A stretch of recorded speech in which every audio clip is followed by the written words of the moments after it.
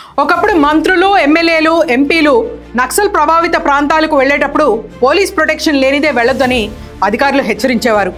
ఇప్పుడు తెలంగాణలో నిర్వహించిన గ్రామ సభల సమయంలో కూడా సరిగ్గా అదే సీన్ రిపీట్ అయింది.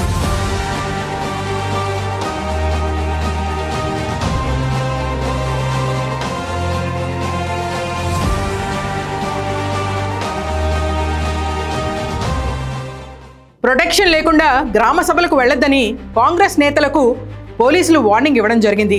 దీన్ని బట్టి మీరే అర్థం చేసుకోండి రేవంత్ సర్కార్పై తెలంగాణ ప్రజల్లో ఎంతటి వ్యతిరేకత ఉందో. కేవలం అధికారంలోకి వచ్చిన ఏడాది కాలంలోనే ఇంత నెగిటివిటీని మూటగట్టుకున్నారంటే ప్రజాపాలన ఎలా సాగుతోందో మీరే అర్థం చేసుకోవచ్చు. అసలు ఇంత వ్యతిరేకత ఎందుకో తెలుసా? ఎన్నికల ముందు ఇచ్చిన గ్యారెంటీలు, హామీలను సరిగ్గా అమలు చేయకపోవడమే కారణం. మేము అధికారంలోకి వచ్చిన 100 రోజుల్లోనే 6 గ్యారెంటీలను తప్పకుండా అమలు చేసి తీరుతామని కాంగ్రెస్ నేతలు పల్లగుద్ది మరీ చెప్పారు. మరి ఇచ్చిన మాట ప్రకారం వాటిని అమలు చేశారా? 100 రోజులు కాదు కదా, ఈ రోజుకి సరిగ్గా 420 రోజులు దాటినా వాటిని అమలు చేసిన పాపాన్ని పోలేదు. ఏదో తూతూ మంత్రంగా 2, 3 హామీలను అవి కూడా పార్షియల్ గా అమలు చేశారంతే. మిగతా హామీలు ఏమయ్యాయని అడిగితే ఇదిగో అదిగో అంటూ మాట దాట వేస్తున్నారే తప్ప ఎప్పుడు హామీలు అమలు చేస్తారో వాళ్ళకు కూడా తెలియదు. నిజానికి ప్రభుత్వ పథకాలు పొందాలంటే ముందుగా దరఖాస్తులు చేసుకోవాలని అధికారంలోకి వచ్చిన వెంటనే రేవంత్ సర్కార్ చెప్పింది. అప్పుడు పేద ప్రజలు వెంటనే అప్లికేషన్స్ ఇచ్చారు. ఆ అప్లికేషన్స్ ను ప్రభుత్వం స్వీకరించడం కూడా జరిగిపోయింది. అంతే. ఆ తర్వాత మళ్ళీ ఎలాంటి కార్యాచరణ చేపట్టలేదు. ఎక్కడో ఆఫీస్ మూలన పడేశారు. ఇప్పుడు సరిగ్గా లోకల్ ఎలక్షన్స్ దగ్గర పడుతున్న టైంలో దుమ్ముతో పేరుకుపోయిన అప్లికేషన్స్ ను బయటికి తీశారు. గ్రామ సభల పేరుతో పథకాలు అమలు చేయబోతున్నామని ప్రకటించారు. ఇది విన్న ప్రజలు పోనీలే, కనీసం ఇప్పటికైనా ప్రభుత్వం మేల్కొందని, తమకు పథకాలు వస్తాయని అనుకున్నారు. కానీ చావు కబురు చల్లగా చెప్పినట్టు అర్హులు ఎవరూ లేరంటూ బాంబు పేల్చింది. అంతేకాదు తాము పథకాలు ఇచ్చేది కాంగ్రెస్ కార్యకర్తలకేనని స్వయంగా నాగర్ కర్నూలు ఎమ్మెల్యేతో పాటు ఏఐసిసి కార్యదర్శి సంపత్ కుమార్ స్పష్టం చేశారు.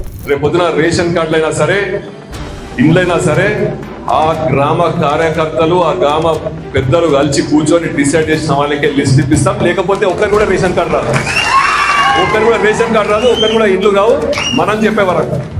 ఇదే రేవంత్ మాట అని కూడా తేల్చేశారు. నేను మీరు చెప్పినట్లే అప్లికేషన్ పెట్టుకున్నా, ఇల్లు ఇవ్వండి సారు అంటూ ఈ వికలాంగురాలు అధికారులను వేడుకుంది. ఓ మహిళా ఎంపీడీఓ కాళ్లను పట్టుకొని ప్రాధేయపడింది. పథకాలన్నీ కాంగ్రెస్ కార్యకర్తలకే ఇచ్చేటట్టయితే అందరి నుంచి దరఖాస్తులు ఎందుకు స్వీకరించారని ప్రజలు అడుగుతున్న ప్రశ్నలకు సీఎం రేవంత్ రెడ్డి సమాధానం చెప్పాలి. ప్రజాపాలనలో పారదర్శకత ఉంటుందని చెప్పిన మంత్రి పొంగులేటి ఇప్పుడు ఆ పారదర్శకతను ఎక్కడ పాత్ర వేశారో ఆన్సర్ చేయాలి. అయినా కాంగ్రెస్ కార్యకర్తల కుటుంబాలకే పథకాలు ఇస్తామని ఎలా చెప్తారు? తెలంగాణలో ప్రభుత్వ పథకాలు పొందే వారికి కాంగ్రెస్ ఏమైనా ఏఐసిసి అకౌంట్ నుండి డబ్బులు ఇస్తోందా? లేక రేవంత్ రెడ్డి కుటుంబం ఏమైనా వాళ్ళ ఆస్తులను అమ్మి ఈ పథకాలను అమలు చేస్తోందా? ప్రభుత్వ సాయం పొందేందుకు తెలంగాణలో ప్రతి పౌరుడు అర్హుడే.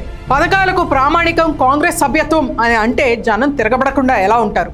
అధికారులను నిలదీయకుండా ఎలా ఉంటారు? తెలంగాణ రాష్ట్రాన్ని పుష్కర కాలం పాటు పోరాడి సాధించిన కేసీఆర్ ను ఢీకొట్టి సీఎం అయిన రేవంత్ రెడ్డికి రాష్ట్ర ప్రజలు మంచి అవకాశాన్ని ఇచ్చారు. కానీ ఆ అవకాశాన్ని సద్వినియోగం చేయకుండా రాంగ్ రూట్లోకి వెళ్తున్నారు. తను 4.5 కోట్ల ప్రజలకు ముఖ్యమంత్రిని అనే విషయం మర్చిపోయారు. కాంగ్రెస్ కార్యకర్తలకే ముఖ్యమంత్రిగా ఉండాలని అనుకుంటున్నారో ఏమో, కానీ వారికి మాత్రమే ఈ 6 గ్యారెంటీలను అమలు చేస్తామని చెప్తున్నారు. ఇది నిజంగానే అమలు అవుతుందో లేదో ఎవరికి తెలియదు. కానీ ప్రస్తుతానికి ఒక కన్ఫ్యూజన్ అయితే ప్రజల మనసులో పడిపోయింది. ఒక బాధ్యతాయుతమైన ముఖ్యమంత్రి తన డబ్బులతో కాకుండా ప్రజల నుంచి వసూలు చేసిన ట్యాక్సులతో అమలు చేసే ఈ పథకాలు తన పార్టీ వాళ్లకో, లేకపోతే తన కార్యకర్తలకో, తన ఇంటి వాళ్లకో, తన చుట్టాలకో ఇస్తానని ఎలా చెప్పగలరు?